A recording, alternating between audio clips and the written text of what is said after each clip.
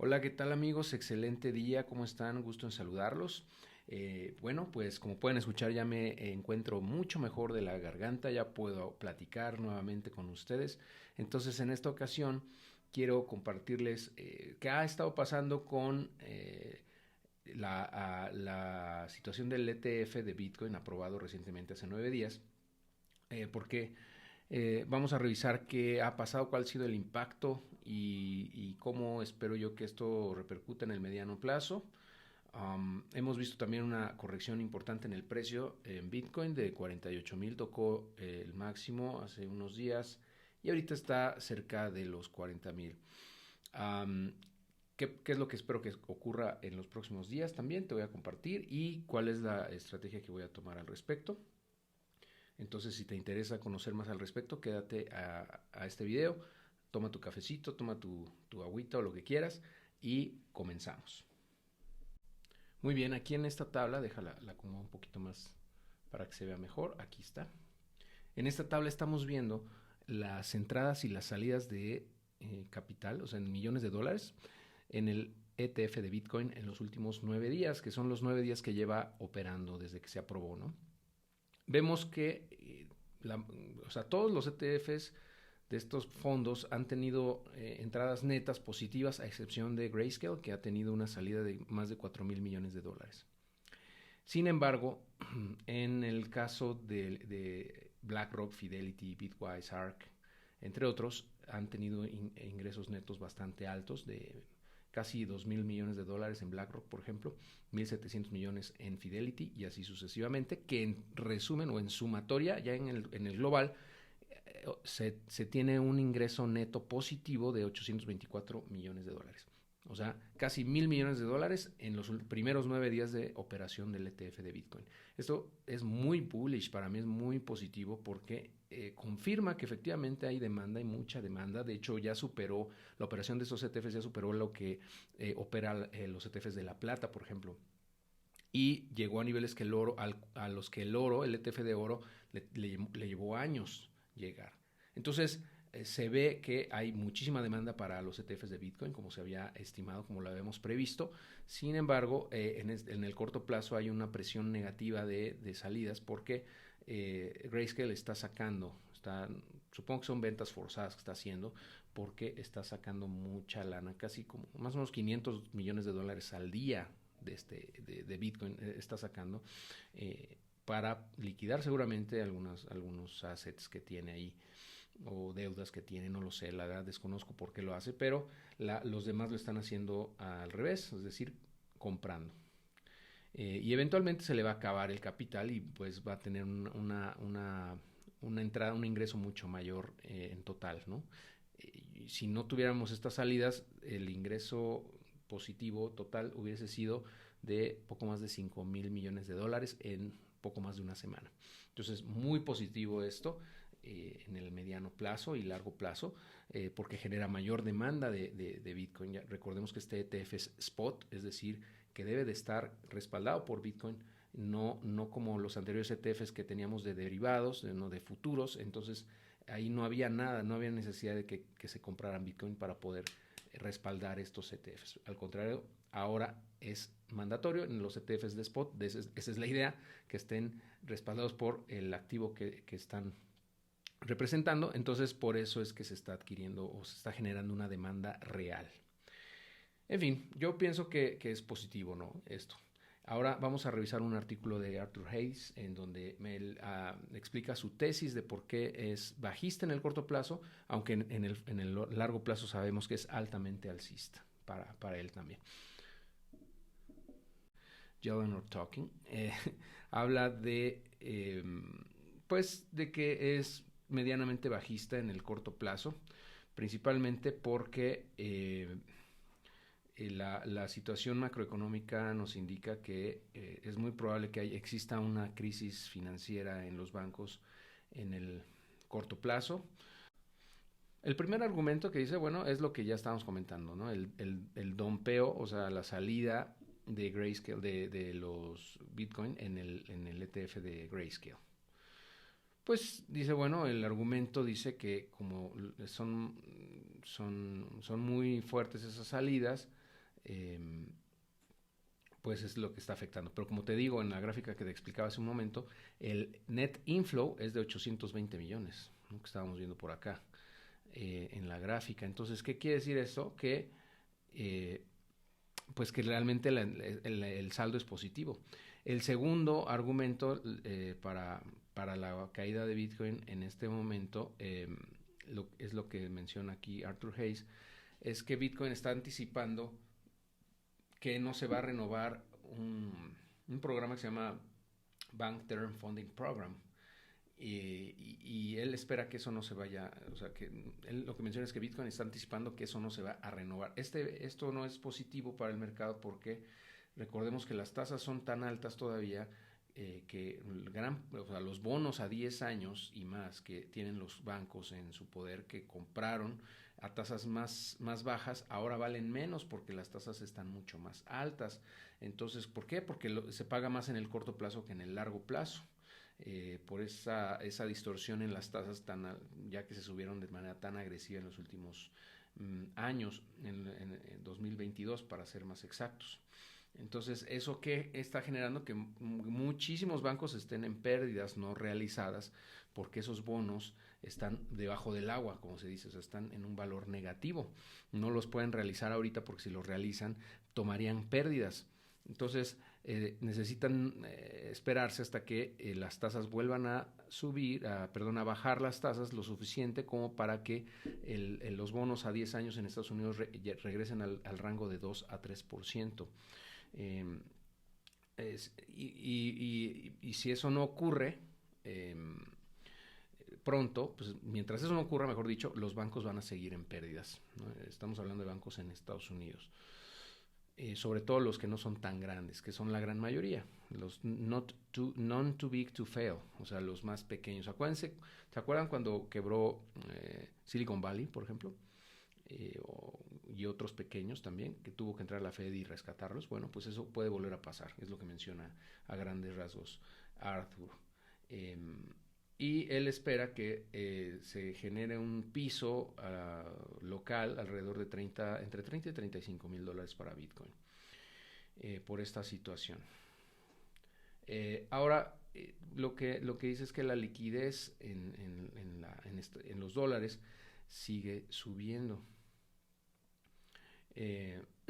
Básicamente, ¿eso qué quiere decir? Que hay más apetito por activos de riesgo. Pues sí, más volátiles como cripto o acciones. Y dice que desde que se empezaron a incrementar las tasas de interés en 2022, no se veía este nivel, ¿no? Este nivel desde abril del 22. Y esta es otra subgráfica que es de esa misma, en donde dice que, bueno, desde que el gobierno de Estados Unidos aprobó su presupuesto en junio de 2013, se ha agregado alrededor de 800 billones, o sea, 800 mil millones de dólares de liquidez. Entonces, dice, a un nivel macro, los activos de riesgo están siendo pompeados, o sea, están siendo inyectados o propulsados hacia arriba, a pesar de una reducción de 1.2 trillones de dólares en el balance de la Fed. Y esto debido a los altos niveles de liquidez del dólar, ¿no? Es lo que él dice. Lo que después menciona es que hubo una crisis en justo lo que te decía de cuando quebraron los bancos pequeños en marzo del 2022, y ahí tuvo que entrar la Fed a rescatar estos bancos. Y es probable, lo que menciona es probable que vuelva a ocurrir, ¿no? Porque aquí hubo otra crisis en octubre del 2023. Entonces, ¿qué se dijo? Bueno, en noviembre mencionó Janet Yellen que se iba a cambiar a la mayoría de los préstamos a Treasury Bills, T-Bills, que que tienen menos de un año de madurez. Esto hizo pues incentivó a los fondos monetarios a sacar dinero del repo program, de este repo program que tiene la Fed, para invertir en los bonos que tienen mayor rendimiento, que son los T-bills. Tienen más rendimiento en el T-bill que en el repo. Entonces, ¿eso qué quiere decir? Que se inyectó liquidez en la economía eh, de $1 trillón. Entonces, han habido varias cosas aquí, ¿no? No quisiera extenderme demasiado en esto, pero al final lo que pasa es que se estuvo inyectando mucha liquidez en los mercados en el último trimestre de 2023 y eso fue lo que ha impulsado en buena medida las bolsas de valores y los activos de riesgo también eh, similares como tipo Bitcoin y criptos en general. Entonces, lo que menciona es que ahorita estamos en opio totalmente, o sea que él espera que en cualquier momento exista una bajada del mercado cuando empiecen a tronar algunos bancos pequeños.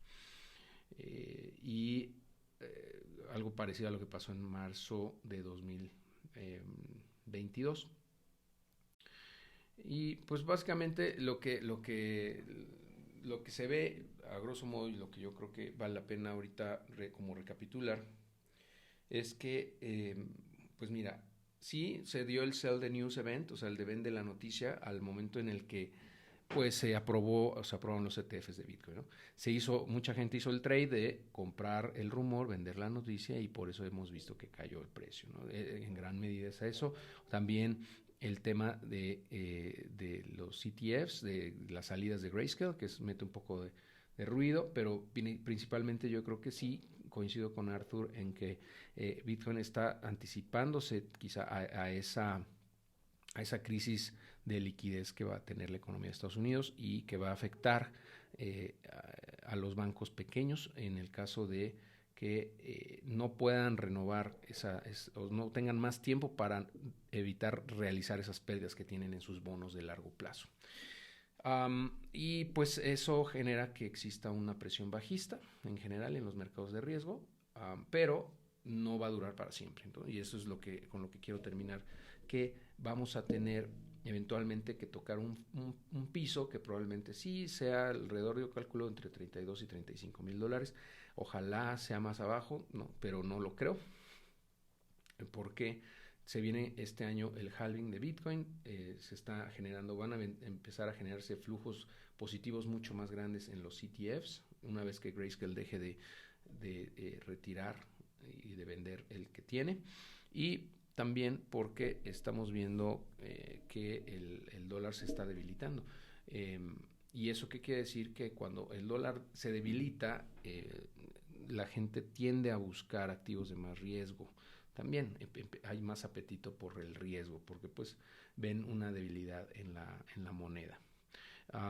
Y si se llegara a dar esta crisis que menciona Arthur, la Fed va a tener que actuar y lo único que va a poder hacer es inyectar más liquidez, básicamente para poder rescatar nuevamente al sistema financiero y evitar que todo esto se colapse.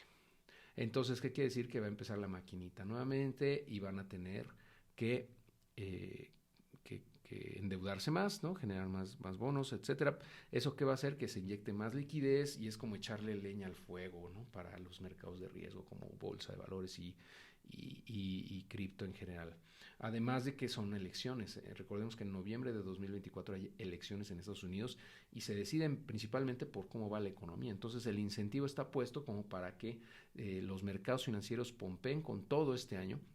Es decir, se vayan no nada más rebasen los máximos históricos, sino que suban mucho más allá. De hecho, ya estamos viendo en el Standard & Poor's 500, en Nasdaq, que ya estamos en máximos históricos actualmente. Entonces, pues sí, va a haber una corrección probablemente en el corto plazo en ese mercado, pero no lo van a dejar caer tanto porque se vienen las elecciones. Y por otro lado, la inflación no cede, la inflación sigue subiendo, o sea, volvió a subir más bien, ya estaba bajando, pero se volvió a incrementar y con los bloqueos de las rutas comerciales marítimas es probable que esto no pare y que esta inflación se mantenga todavía el resto de este año alta, lo cual va a impedir, obviamente, que la Fed baje sus tasas de interés. Esto, en resumen, nos da un caso bastante bullish en el mediano plazo, aunque sea un poquito bajista en el corto plazo.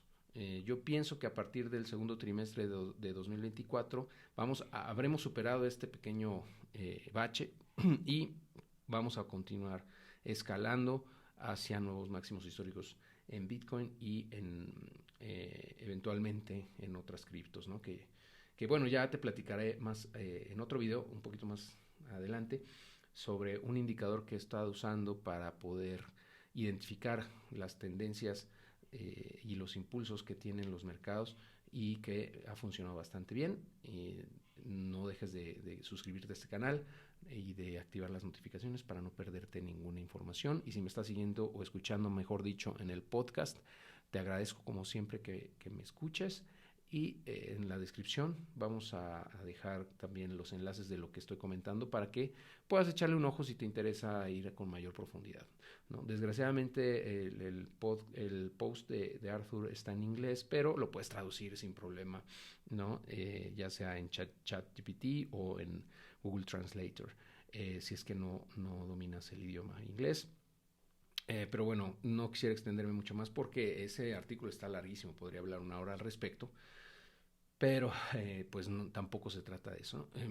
En resumen, pues es lo que te quiero comentar, ¿no? Coincido con él en que el bottom de este piso local debe estar entre los 30 y los 35,000 y que dólares vamos por Bitcoin y que de ahí va a volver a escalar a nuevos máximos históricos y recordemos que estamos en bull market ya, ¿no? Invariablemente pienso yo que ya estamos entrando, ya entramos mejor dicho a bull market desde octubre del año pasado, de 2023, y ya quedó atrás el bear market o el mercado bajista desde mi punto de vista. Claro, esto no es consejo de inversión ni mucho menos, pero la oportunidad el ecosistema cripto ahí está para el que lo quiera ver.